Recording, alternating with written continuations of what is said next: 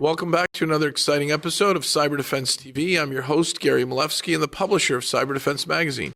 Sitting in my hot seat today is a very special guest.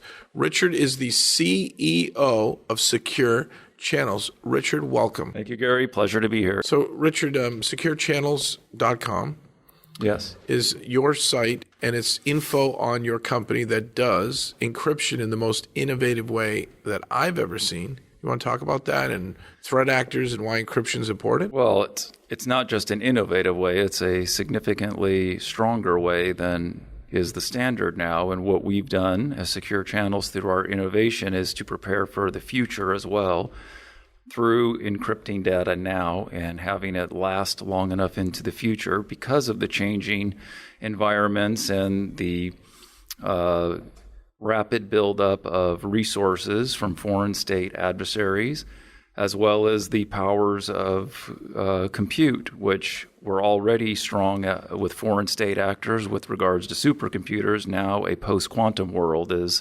closely approaching. Pause for a sec. We've got college students now listening in, learning, wanting to get a degree in computer science or graduate and get out there and get a certified ethical hacker certificate. We have so many job openings across our country and worldwide. They have them. We're going to work on acronyms. We're going to educate. Let's talk quantum computing. I've heard the word quantum. There was a Quantum Leap TV show. There's quantum particles. There's quantum is the smallest distance between 2 points, but everyone thinks it's big. The particles, truth, beauty, stranger, those are quarks, right? I've lost it. There's so many cues, but back to quantum. The question I have is, what does quantum computing mean in plain English if you were telling a college student? Well, again, and there's difference between quantum computing and post-quantum world, which is the effects quantum computing has in that world on things, including cryptography.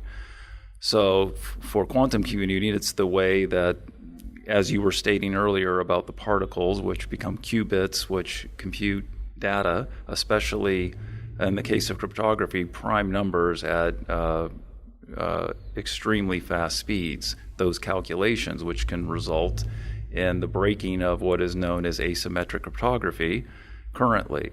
Let me translate that to plain English. So quantum computing is much faster and smarter computing than sitting down at your 64-bit Windows computer and running your little calculator. The calculator app is an abacus to, a Tesla car, which is a quantum computing environment.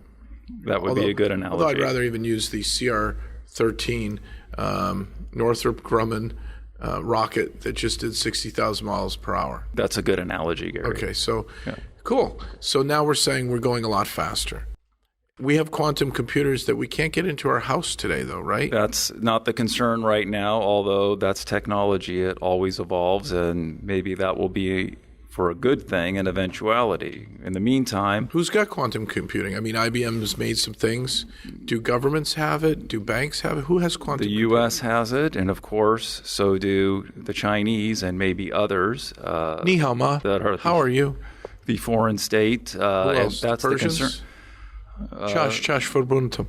Keep going. What other countries? They might have some as well. Does India have quantum computing? Does India have it? India does too, yes. They are kabikuchi, not kabigam. Yes. Keep going. Anyone else? The Russians? Russians have quantum computing. Quantum computing is in major governments.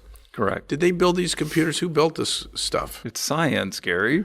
Wait, but somebody's got to plug it in and turn it on. And who sells it to them? Is it an IBM system? Is it we made it in a secret lab There's system? been a lot of collaboration between major enterprise like that, like an IBM, but it's science, and the governments have their laboratories, and they use some resources with the the physicists that are at IBM, which are quite brilliant in quantum science, quantum technology. So I'm sure they're there, but so are the U.S. government labs, like Los Alamos Labs, and others of that type have the capabilities and resources. Can I pause for a question? Sure. Okay. So we've got this new technology. It's really fast. It can be used to do math, maybe to do calculations Remember the SETI project, Search for Extraterrestrial Yes. Intelligence? That was the first time that you could get a downloadable screensaver onto your computer. Remember that? Yes. And we all could get it to listen in on radio signal noise from outer space in a search for extraterrestrial intelligence. A lot of acronyms today, SETI, SETI. Thousands of computers were used, or maybe hundreds of thousands. People were like, I'll do some math for that. You're saying all those thousands of computers to do the math for, radio signals could be done in one computer, probably a lot faster if it's quantum computing.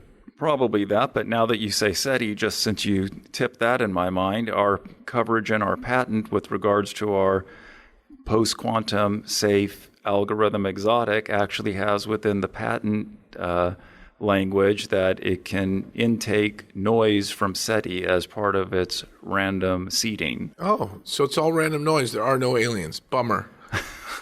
Can't we just find some... You ruined it. You ruined my whole... I'm sure aliens make random noise too. That is a good one. See, we're having fun in the hot seat. Now that we understand quantum computing, that things go really fast, the math can be used for good. It could be used for evil.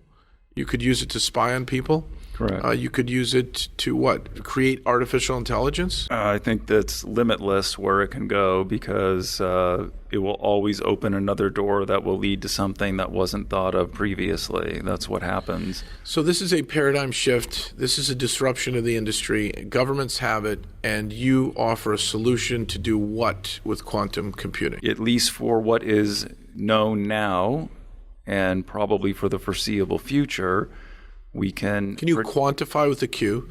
Yes. What is the foreseeable future?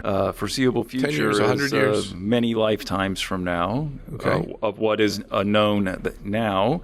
Protect our sensitive data from attack by bad actors, foreign adversaries, from quantum computing that will break asymmetric cryptography easily and will have an ability to go at symmetric cryptography, something that exotic is, but due to its long key length, which is extendable to great lengths actually and still be efficient, it will be difficult, if not impossible, to break that key. Okay, so SecureChannels uses exotic encryption to get us into a post-quantum world, which means if we use your technology correctly, which I would call the enterprise SDK of crypto, we use your enterprise SDK of crypto properly, we build an app, we build a technology, and you've got lots of app samples on your site to show people how to build apps. That's correct. With your SDK, we literally could secure things that can't be broken as long as the person with the password or the key, which we're going to get to, is smart enough not to lose it. Like if we have a malicious insider, they can decrypt what they know about. Of course, any encryption is about the management of the keys and separating them from the data itself. And if it's properly managed, properly vaulted keys in data at rest. However, in streaming data, moving data, our key system is ephemeral, so the key is burnt. And we can shoot keys as fast as you want them, and it's a new key for every packet of data, every frame of video, That's every really segment cool. of data, and then the key is gone. It's one use and done. And in that case, it's not about key management. It's about key distribution. So we're going to send our viewers to SecureChannels.com. And these are hopefully people in governments, kids who want to get a job in this industry, learn more, big banks, video companies, maybe That's even correct. Amazon or others who say, you know what, come next Christmas or the holiday season, it would be nice if we were a little bit past AES 256. That is right. Right. That's the point. That's the point, because they're holding on to too much data. We've lost 11 billion records plus, and it just keeps happening. And I just keep getting a new credit card in the mail. I don't want to waste any more plastic. Nor do you want to lose your identity. I got 8 pounds of plastic from this year alone, and 10 years of free LifeLock. Useless. Useless. We need secure channels. Thank you very much. Thank you. All right. Great interview. Thank you. All right, so folks, SecureChannels.com, check them out. Enterprise SDK from the future brought back to the past so that we can lock things down post-quantum. Amazing. Great interview. Come back next time for another exciting episode of Cyber Defense TV.